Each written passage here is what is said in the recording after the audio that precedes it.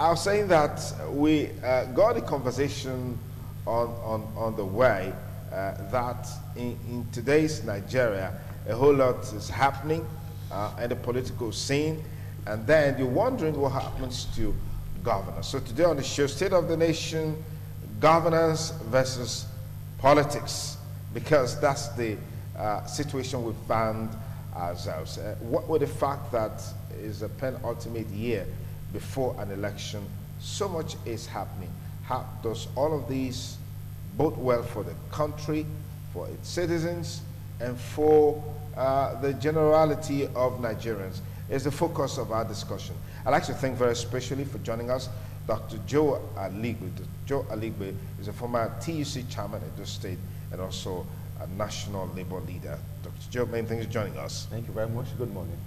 I have with us in the studio a social commentator, Christian Osengale. Christian is also a regular on some of our current affairs program, and we're glad to have you join us today on the program. Good morning. It's my pleasure. Okay, let me start with Dr. Aligbe. We are at this point we always are when we have an election approaching. What makes this period usually this way? By virtue of the fact that, you know, a whole lot of politicking is at the front burner, and like someone has said, we totally sacrifice governance on the altar of politics. Can you build on that? Well, what is happening right now is not unexpected, given the nature of our political developments and given the nature of human beings themselves. Right now, we are driven by personal ambition, and it is the amalgam of that personal ambition of the individual actors in the political arena that forms the group interests. If we agree that it is the individual interests that make up the group interest, what you are having right now is important, and it is not unexpected. More so when you realize that in politics, particularly in the Nigerian environment, there is no morality in politics. We are driven by power or quest for power in Nigeria, not really the desire to serve. Issue of stewardship is not what is at stake right now. So that is why you find out that what is happening right now, the defection, the anti-defection, or whatever it is to grab power. Given the fact that the Nigerian political parties, as it is right now, are not ideologically based. Because our political parties are not ideologically based, you find out that the interest is the scramble to get power. So for those who are defeated, right or wrong, what essentially they want is power. If you look at what happened in 2014, before 2015 general election, of course, the ruling party then, you have a splinter group, the NPDP, joining the opposition and some other parties to form the current APC. The purpose was to grab power. Okay. And that's what is going on right now. But to me, it has its disadvantages, it has its advantages. The disadvantage is that self-interest comes on board. But Self-preservation. yes, comes on board, and that is what's playing out. But the advantage is that it is good for democracy, that we do not have just one power, one political party in power. I'm sure the PDP came out not too long ago, the new chairman, to apologize to the nation, for them to accept the fact that they were wrong. So in a way, I'm sure they will learn a lesson if for any reason they come back to power. So I think it's good for democracy, and we should encourage it. But it would be better for all of us if it is ideologically based. We are not there yet. Okay. Christian Osengale, there's been this talk about the fact that the activities playing out now is something that will ultimately give confidence to the people in terms of deciding who becomes what in the country. Do you see that happening as a fallout of all that is happening? Yes, I see it clearly, that happening, especially when the citizenry understand that leadership, as it were a word, the sheep, they are the sheep. So if you remove the last four letters from leadership, you discover that there's nothing like leadership. So if the citizenry, the electorate understand that leadership, they are the sheep, that means they are supposed to decide how the leadership navigate to the position or destination that they are heading to. When that consciousness is alive, then it's a good thing, and it's a good omen that we are getting there. And I want to quickly add to what my brother has said. This deflection we are seeing here and there is a good thing. Why do I say it's a good thing? It's a good thing because every time, space, season determine the situation and trend of politics. This particular time is going to be very much more interesting because I know before now the level of consciousness of Nigerians is higher and is growing higher, and the determination and the zeal of INEC to see that our vote count is gaining momentum. It simply means that in those days where the so-called Godfather, who is actually the patron of every given society and who decide the political direction of any of the polity or policy of that environment, because before then they have been able to amass so much wealth to themselves.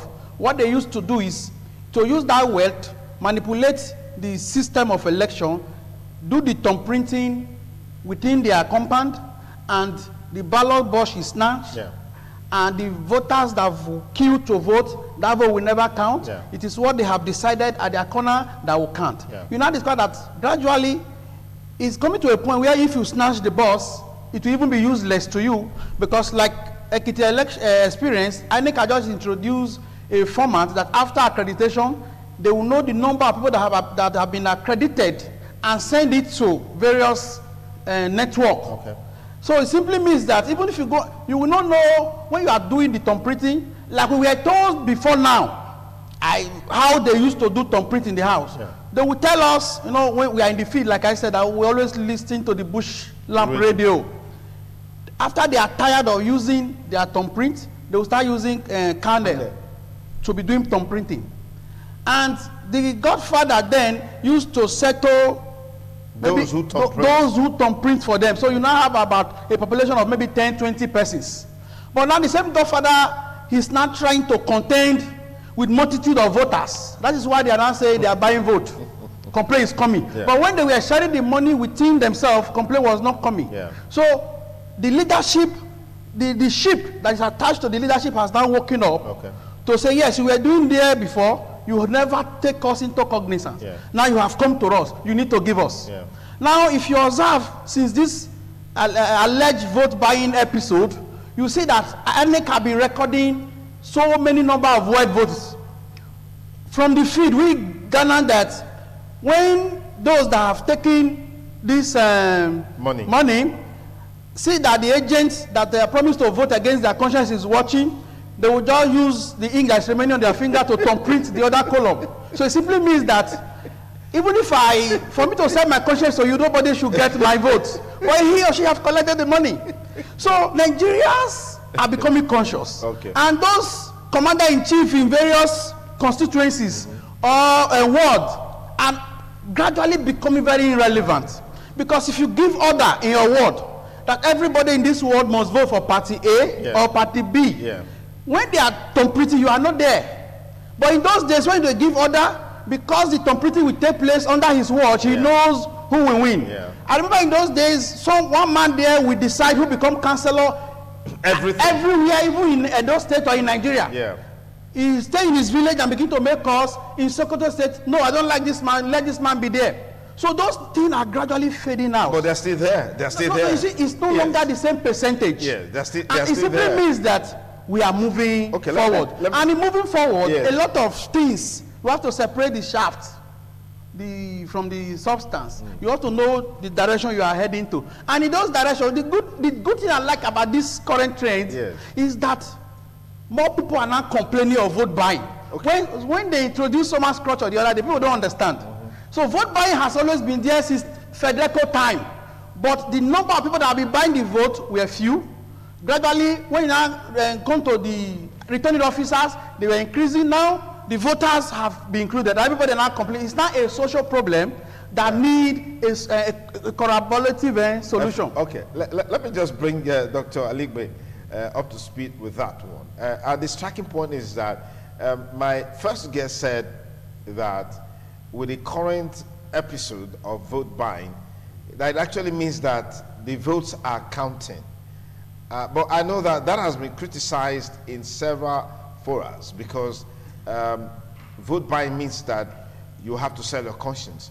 But Christian added something to it that in most cases, these guys collect the money and spoil the vote. I don't know what you make of this as a challenge. It depends on the method of vote buying. I'm always on the field. I'm a political actor, and by my nature and by the kind of job I do, I'm very much involved. There are different nature of vote buying, particularly the one I have explained. It is a new trend in Nigeria. It's a new trend of ringing election. You must take note of that. Okay.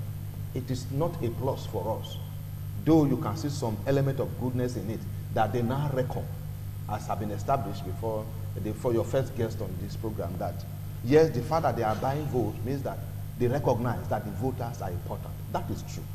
But irrespective of that fact, that does not remove from the fact that it is an ill wind and it is not good for the system. But I know we will go beyond that. The issue of doing double computing, avoiding the vote, yes, that is one system. It means that you collected the money before voting. But the new trend is to give you the money after voting. I experienced it in my polling unit. In the last election, voting was going on. We were voting. We were voting. And from the trend, you can see, it's the village setting. It was the village setting. I vote in the village. And in that village setting, you know who is who. Party A will have their canopy. Party B will have their canopy. So at a glance, you know can see what's happening, who and who is winning. They don't hide it. They don't hide it. And it was going on. But suddenly, some mercenaries came who were now with the money in the boots of their car, far away, a little bit far away from the polling unit right okay. now. And there were phone calls from the villagers and the voters. Look, please come, they are here now. They are sharing 3,000. Before you know it, it moves to 4,000 to 5,000. And what they do is that once you vote, the voting is secret. You vote, but no law says you should not display it before you put in the box.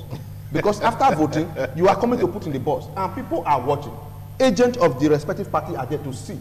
If you choose to display it before you put in the box, they will see the party of which you are voting for. If it's party A, you display, they will say follow him. You follow them. And they point you, go to the boot of the car, they give you your money. In that case, it is clear. There is no void voting. The void voting comes when they collect the money before voting.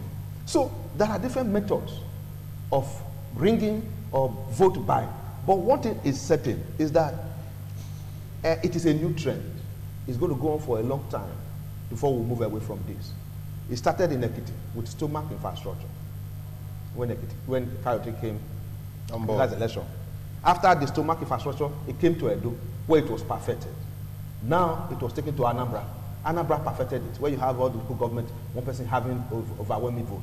From Anambra, it has moved to Ekiti again. And we are going to see that in Osun. It's going to go round.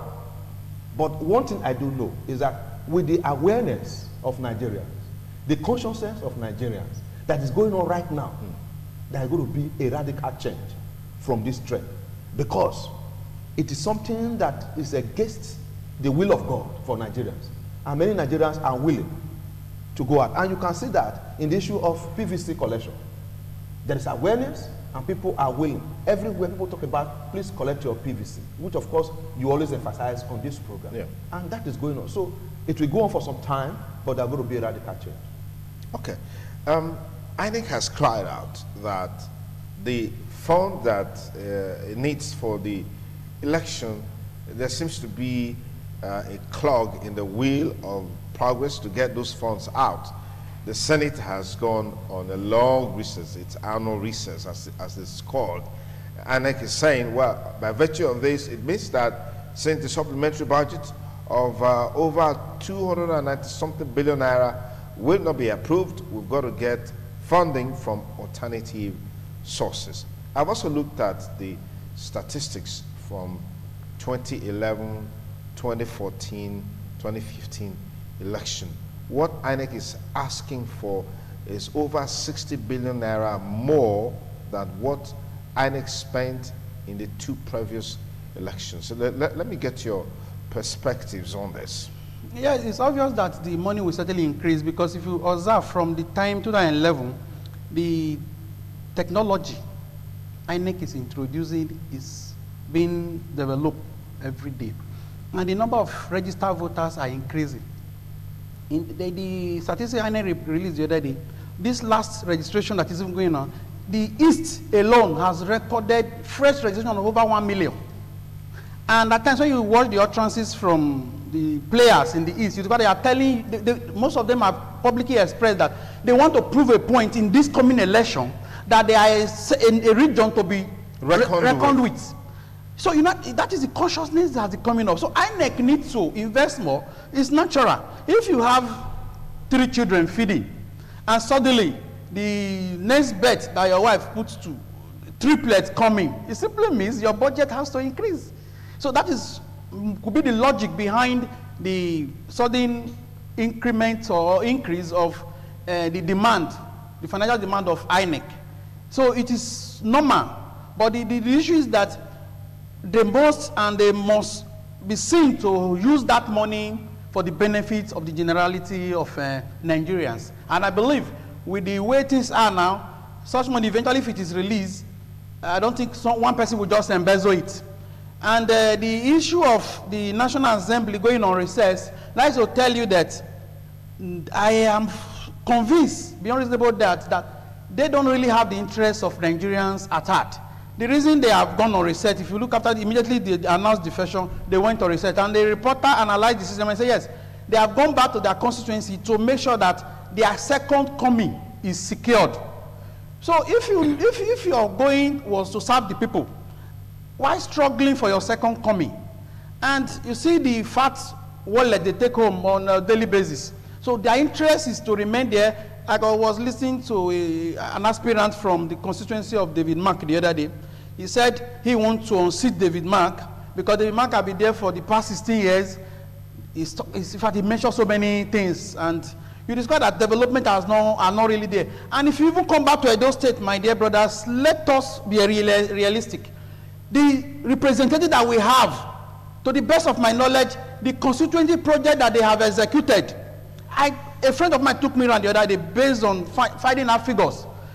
The borehole, the street light that is synonymous with their constituency, no one is still existing today.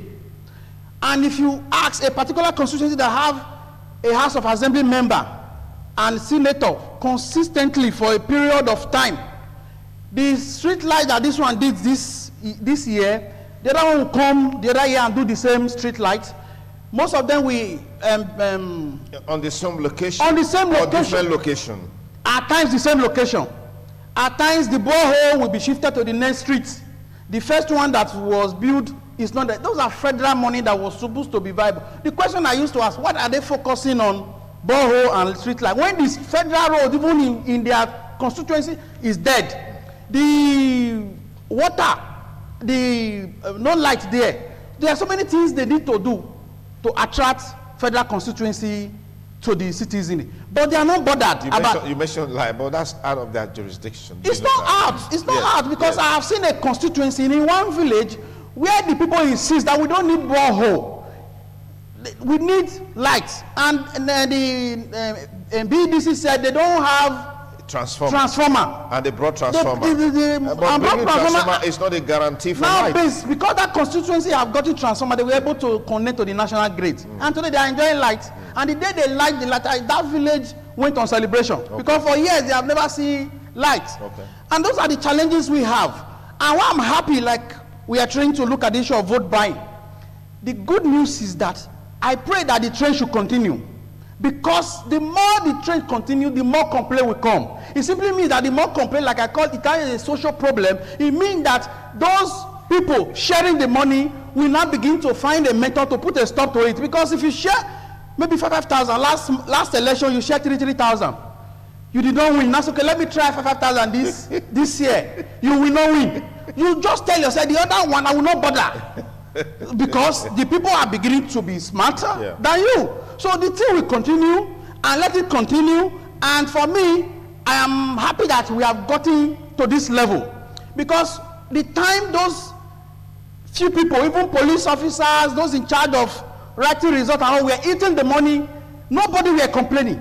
Nobody has ever complained. Nobody complained. But now that the citizenry, which I call the sheep in the leadership, are now benefiting from it, everybody is complaining. So it's good, let them complain, and let the number of people complaining to increase.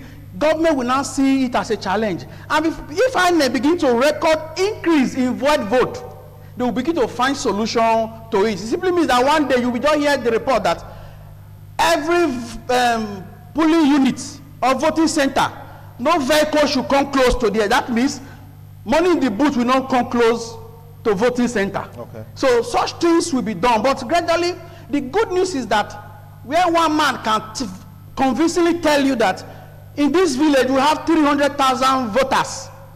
Out of that 300,000 voters, I will tell you that we will give you 250,000. He will knock his chest and it will work, not because people voted, but because they have written the vote in their corner. Okay. But right now, if he knock his chest like that, he will be disappointed because the wise young man and women are on the streets. Okay. They now know the value of their voter's card, and they have washed it clean. They want to use it to blast who they want to blast. All right, let me get Dr. Aligwe in. I also saw a report where this supplementary budget that was requested for, the federal government is doing it by what they call environment, which means this money will be pulled out of the 2018 budget to fund the election. And that automatically means that existing projects or projects for which budget has been made for may likely suffer as a result of this. I don't know what you make of this that is true. If it is done through environment, it means that the original intentions or the project that such money were appropriated for, definitely those projects will suffer. That's what it means.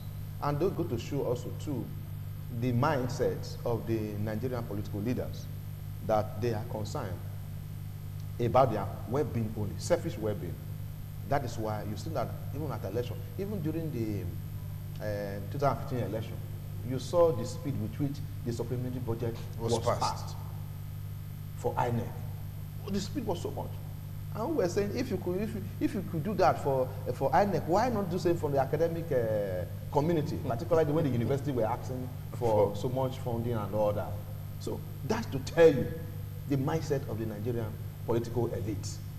And to me, it is not right, because you knew that this election was coming, and you ought to have planned for it, you ought to have budgeted for it in your budget estimate at the very beginning when we were preparing this budget.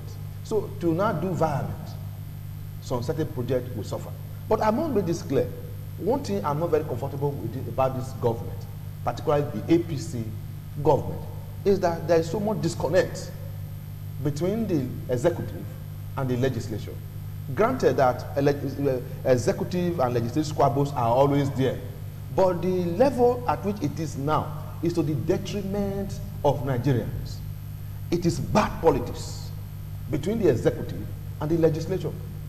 Bad politics. And because at this point in time, the president or the executive should know that they should have a good rapport, because until the defection, like in the Senate, they were in the majority. So they ought to have used that majority, used their relationship to their advantage. To their advantage. But they never care. The executive never care, and of course the legislature never care, because of their personal ambition. You can imagine a party that is in power. You begin to hunt the number 3 man with all manners of application. I mean, it goes to show the level of cohesion in that party. And that is why you see the defection that is happening right now. It's unexpected. And there will be more, because the APC as presently constituted is an amalgam or this thing of strange bedfellows. And it is not good for democracy. Having mentioned that, I need to quickly say that the executive must reach out to the legislature, particularly the Senate, so that they can come out and do the needful, so that the elections will not be truncated. Don't forget that even though we have had over 19 years of democracy, military intervention is still a possibility in a third world democracy like Nigeria. So, and we shouldn't play into the hands of the military. So the politicians should be careful and do what is right. Sometimes they should put aside their political and individual ambition and work for national cohesion. Having said that, I need to mention, I need to make some clarification on the issue of constituency project. Yes. The issue of constituency project, you need to look at the history. Ordinarily, it is not the right, it is not the duty of the legislature to execute projects. So, constituency projects as presently being executed or being managed in Nigeria in itself is an aberration. It's a fraud. But because we were demanding for it, the electorate, we were asking our representatives, what have you done? Come and do this. We don't have light. We don't have water. It is not their responsibility. But we were making that demand. And they now saw the need to be politically relevant to ask for constituency projects. There was a time when the constituency projects were being executed by them directly. But right now, it is not so again. If you have a constituency project, it must go through the relevant MDAs. That is not to say that they cannot influence who the contractors should be. But it must go through the MDAs. It must go through due process. But one thing we have discovered, that even if going through due process, some of the dubious politicians, I use the word dubious, have a way of telling the contractors, give me XYZ percentage. Otherwise, that will not be executed. I am aware of a particular project like that in Edo State, where a federal rep from Edo insisted that he must get a contract, a certain percentage kickback of the contract. And the man said, I will not until after execution. Once I execute, I am paid, I will give you. But for now, I can't will not give you pay anything. And the man insisted, if you don't pay me, don't go to site. And that project has lapsed because it was in the last year budget. And the constituency, they lost that. A federal rep currently from Edo State. But in contrast, you have other rep, federal rep in Edo, who will go and say, look, don't give me anything. Whatever you want to give to me, use it to increase the length of the road. I have seen some that have established farm. I have seen some that have attracted tractors, farm implements, building stores. I'm talking of farm shed, farm stores. Yeah. In this same Edo, I don't want to mention names now, but if you go, you can find them. There are 2 federal reps of the 6 reps from Edo in the House of Rep who are very exceptional. They don't ask for bribe, at least for projects that I am aware of, because I'm in a federal MDA, one of the federal MDAs, so I know exactly what I'm talking about. But the others, and these are, but the unfortunate thing is that the electorate are not aware of some of these things that goes behind this thing. But one thing I want to say is that the demand for constituency projects were as a result of the demand of the electorate. So it wasn't like it's their own making. No. It was a pressure from the electorate. And they wanted to be relevant politically. Okay. And that's why they asked for it. So to me, it shouldn't be their job. It shouldn't be their project. So it's an aberration in itself. If we want to tell ourselves the truth, we should go back. They should do their legislative duty and leave issue of projects alone. And the electorate shouldn't make demand of them. If you want to make demand and you want to be relevant politically, they want to do such projects. That's the issue of constituency project. But I want to conclude by saying on the issue of the budget, the executive, to me, is the one that should reach out to the legislature, particularly the Senate. They need to do that. Politics, or in politics, there is no permanent friend, there is no permanent enemy. All what you have is permanent interest. And I expect that they should do that quickly. Do that quickly and expect so that we can go ahead. And that brings us to some of the comments made by some of the national leaders over the defection of party members. Yes. You don't make such statements. You have to woo them. That's what politics is all about. Woo them, canvass, and ensure that you have them on your side. Because anyone that defects is always a minus. I cannot imagine where you say a governor it's not a minus to you. The defection of a government has no electoral value. It's a minus to you, no matter how you see it. Yeah. So that is the thing. Okay.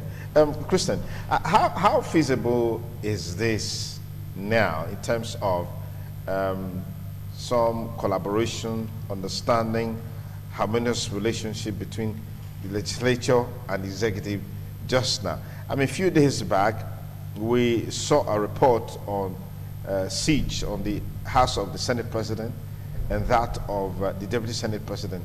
The Deputy Senate President was speaking to his constituents over the weekend, claimed there was an attempt, he alleged that there was an attempt to impeach him and the Senate President.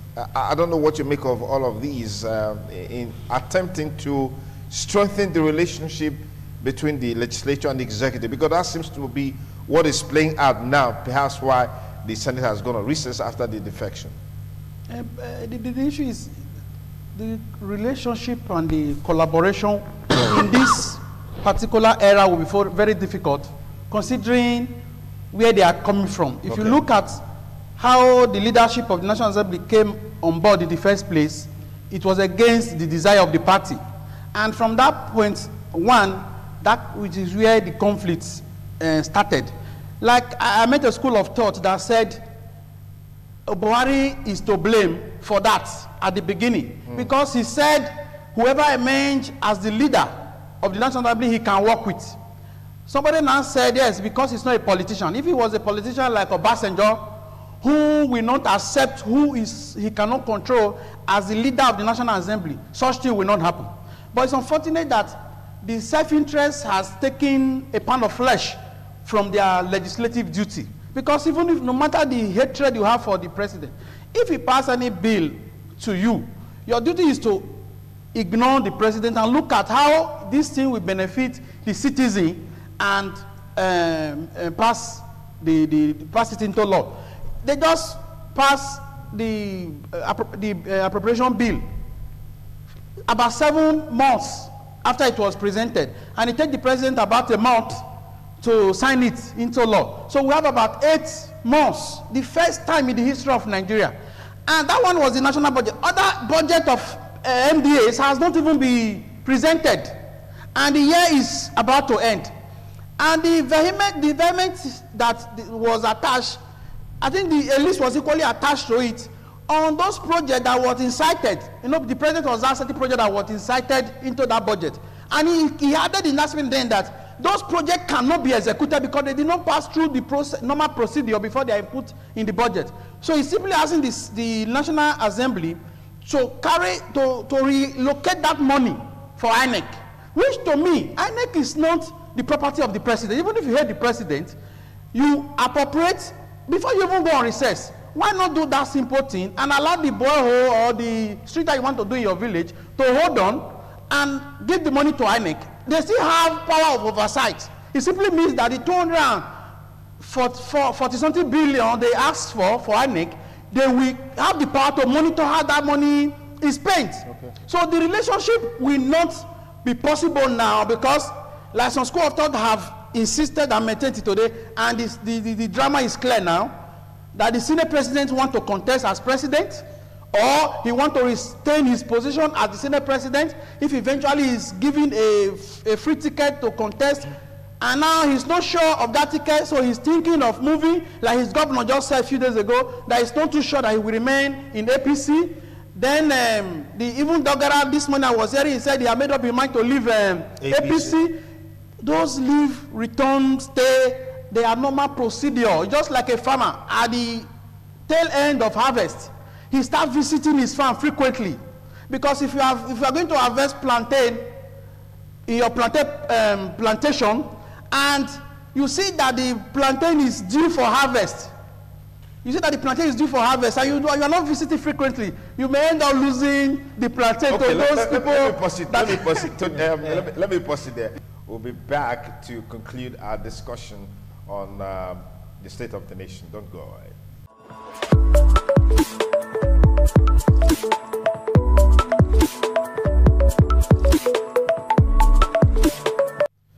Okay, just on the verge of capping up the show. State of the Nation, governance versus politics in view of what's been happening in the country in recent times. We have Comrade Ima Ogbidi joining us in the studio. Comrade Ima, many thanks for coming on the program. Thank you very much. Good morning, viewers. Dr. Tony Aligbe and of course Comrade Christian Osegal, they've been with me in the last 45 minutes just trying to situate the issues as they were. Christian had something you were saying, but we had to take a break just to take the news. You want to quickly anchor that point? Yes, like I said, the issue of this discrimination between the executive and the legislature, yes, will continue. Yes. One, until so the end is not in sight. It's not in this era. Maybe after 2019, when the party begin to take their position. The reason why we are seeing it over time is that at the beginning of 1999, the party wanted to be in charge, but the president then decided to be the chairman of the party. The leader of the party. It's not leader, he become the leader of the party and decide yes, whoever become the chairman. Yes. That was why it is on record that that is the first time in the history of Nigeria where in a tenure of maybe, okay, let's say 2 tenure, a president will preside over national chairman of a party led by 5 or 6 chairmen. It has never happened before. And from that phenomenon, it navigated to the level of the states, governors, becoming the leaders of the party, pocketing the chairmen of parties.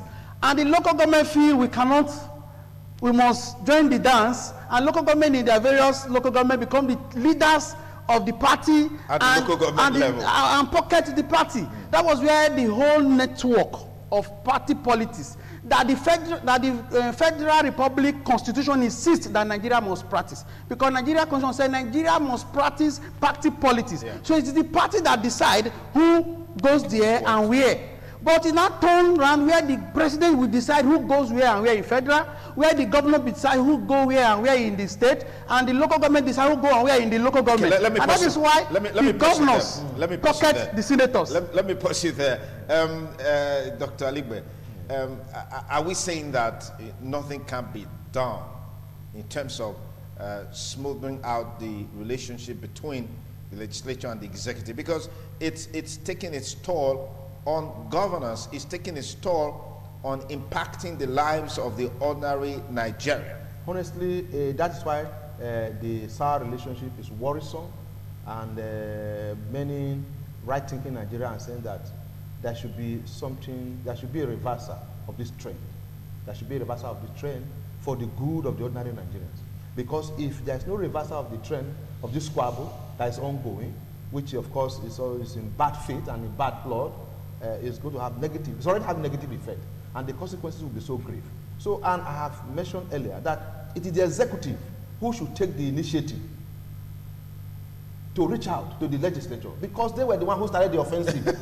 The offensive came from the executive arm, and the reconciliation should equally come from the executive arm.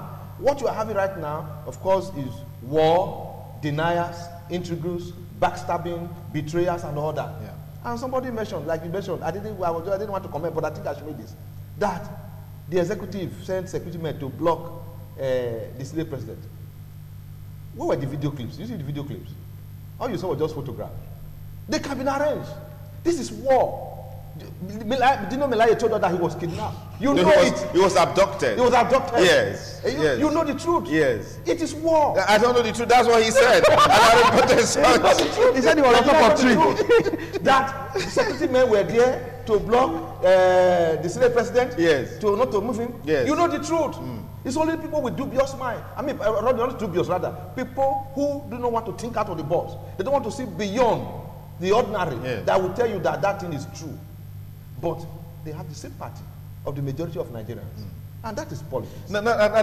Isn't that worrisome that in spite of this seeming lack of truth in some of these activities, why is the sympathy growing?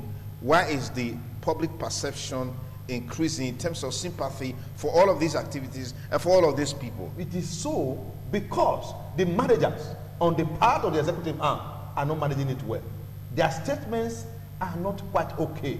Because what you do in politics is that if you want to win your enemy, love him, forgive him, let it come your way. If the hunting of Saraki was not really there, the judicial hunt that was after him, I mean, you ordinarily, he will want to toe the line of the executive and listen to them of his party. Okay. But right now, that's not so. And they will continue to gain the sympathy of the people, whether it is fiction or not. Whether it's reality. Whether it's reality or not, they will continue to get, and that is why I'm saying the executive need to move fast, and reach out. Okay. Even if they are going to lose them. Yeah.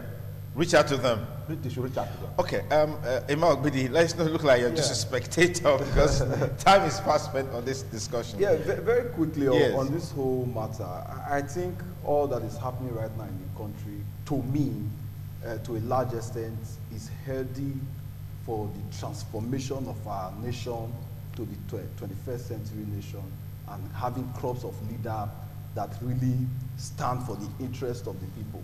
The war that is currently going on between the executive and the legislature is not actually about the governance of Nigeria and the interest of Nigerian people, but on the interest of holding on to power and how to gain total control and politics. You get? Now, and that is why the people must continue to, the executive guys must continue to gain the sympathy of the Nigerian populace. The executive of the legislature. The legislature. Okay. Now, look at it from this perspective. Before now, we have had crop of politicians that are loyal to their parties to the extent that even when their party are sinking the nation, they stand, they can't even say the truth. They are blind to the truth so long their party is in power. But now we are now having generation of politicians who are in party A, and when that party seems not to be standing or doing the proper thing, they have the courage to speak against the party and the actions of their party. That is what we never had before in Nigeria. We are now having crop of politicians who have the spirit and the capacity to stand their ground. And when this happens, and it persists, and it continues, and it is encouraged, and it's allowed to be sustained, we will now go into the era where no party can hold sway to the interest of Nigeria. If you come in after 4 years and you refuse to perform, you can be sacked. What we have before is that one party is there, whether they perform or they don't perform, they come back. But now, what we are seeing is that if you don't perform, Nigerian people, and including your own politicians, including your own loyalists, are going to rise up against you and sack you. By the time we are able to replace government and governors 2 times, every politician that are coming, we have the consciousness that it is no longer business as usual. If I don't perform and I don't do the needful, these people will remove me. And that is the era I want us to go, and that is where we are going, and that is what exactly I want the system to be. So currently the executive, now I'll ask, which proper initiative, project has this administration at the federal level turned out that we are not supported by the executive, or that we are not giving the full legislative support? There is none. There is nothing you say the executive has, the legislature has hindered. Okay, no policy to that extent. But what is their struggle? Okay, because they were not ab initio, they were not in support of the emergence of Mr. Senate President and the Speaker. They don't want to walk in line. They are not okay. They just want him out. So it is not about gaining power. It is about satisfying the Nigerian people and delivering your electoral promises. Is it the legislator that said they should not execute their various promises that are failed? Is it the legislator? The answer is no. So the tussle that is going on, I want it sustained, and I want our politicians to begin to have the ideology of not being loyal to their party, but loyal to Nigerians. Because when you are contesting election, you are contesting under a party, but immediately you are elected, You are no longer the president of the party. You are no longer the aspirant of that party. You are not the president of Nigeria. You are not a senator to a constituency. You are not a rep to a constituency. And you represent the interest of your constituency, not the interest of your party. That is secondary, but the primary thing is the people. All right.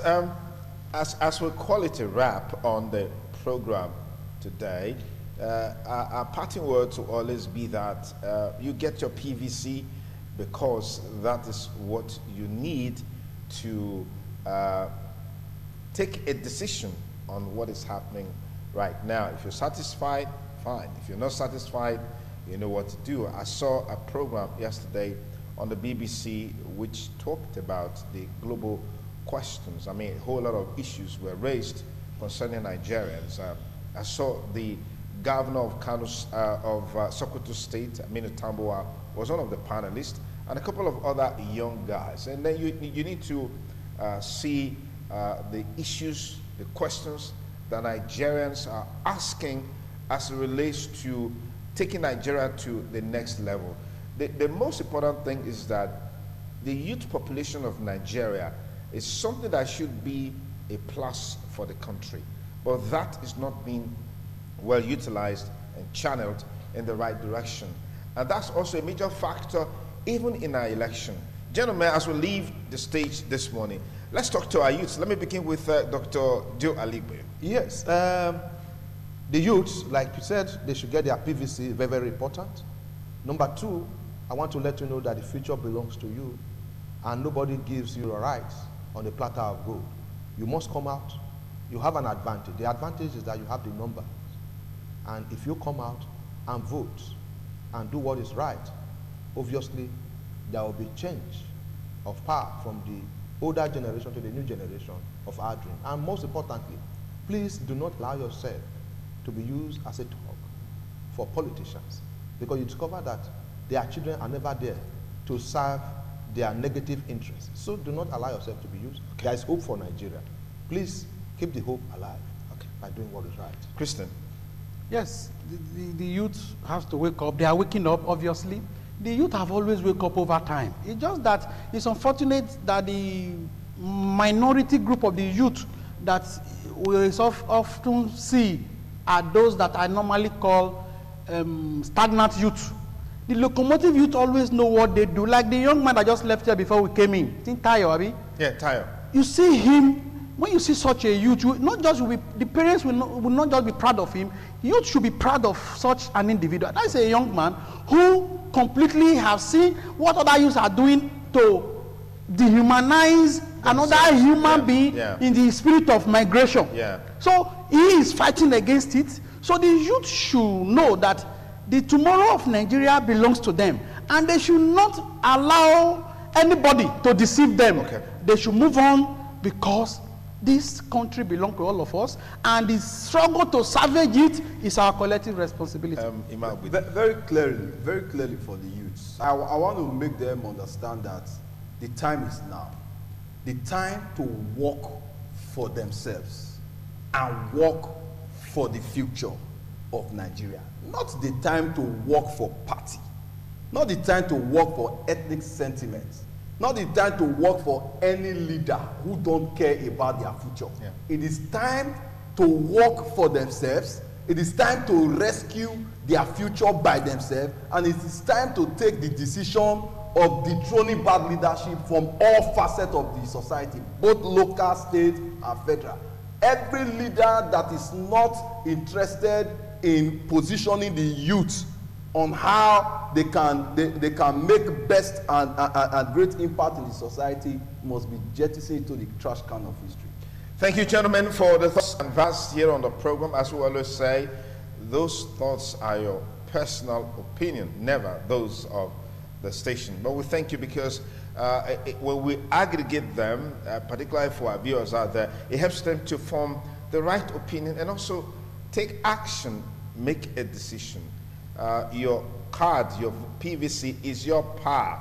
And this morning, Tayo said, the office of the citizen of the Federal Republic of Nigeria is the highest office in the country, greater than that of the president, the governor, the local government chairman, the Senate president, or the Speaker, House of Representatives. Please ensure you exercise the authority and the power in the office of the citizen of Nigeria so we can make this country great again.